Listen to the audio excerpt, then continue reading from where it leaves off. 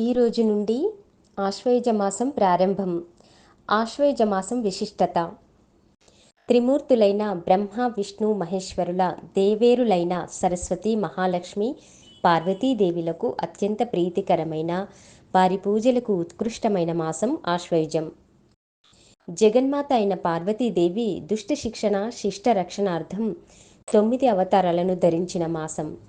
ఆయుర్వేద దేవుడు అయిన ధన్వంతరి, త్రిమతాచార్యులలో ద్వైత సిద్ధాంత ప్రవక్త శ్రీమద్వాచార్యులు జన్మించిన మాసం.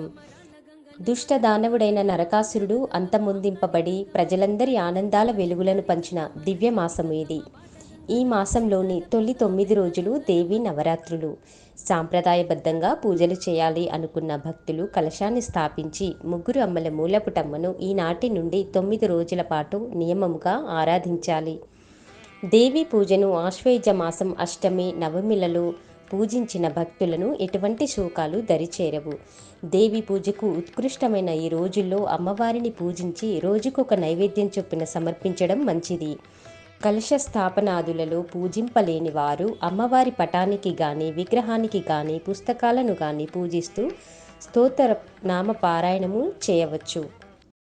ఈ విధంగా దేవీ నవరాత్రులలో ఆ తల్లిని ఆరాధించడం వల్ల ఆ దేవి సంతృప్తురాలు అవుతుంది. అంతేకాకుండా దుష్ట గ్రహ పీడల నుంచి నశింపజేసి అమ్మవారి కృపా కటాక్షాలు కలుగుతాయని చెప్పబడుతుంది. అలాగే ఈ మాసంలో సప్తమి రోజున గోపూజ చేయవలెను.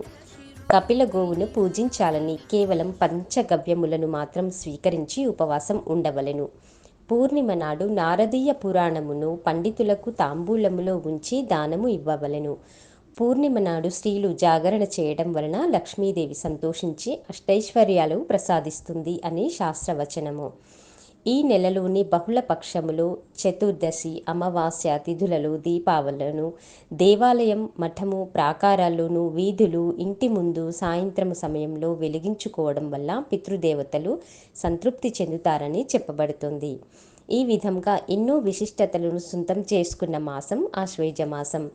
ఈ మాసంలో చేసే పూజలు, విధుల ఆచారం వల్ల అనంతమైన పుణ్యఫలాలు కలుగుతాయి. అనంత రూపాలలో విలసిల్లే శక్తి స్వరూపిణి అయిన ఆ తల్లి ఏ రూపంలోనైనా ఏ నామంతోనైనా ఆరాధించవచ్చు. ఆ తల్లి అమ్మలకన్న అమ్మ. తనను నమ్మిన భక్తులను ఎట్టి పరిస్థితుల్లో విడవకుండా కాపాడే కల్పవల్లి, కరుణామయి ఆ తల్లి. శ్రీ దుర్గాదేవ్యై నమో నమః.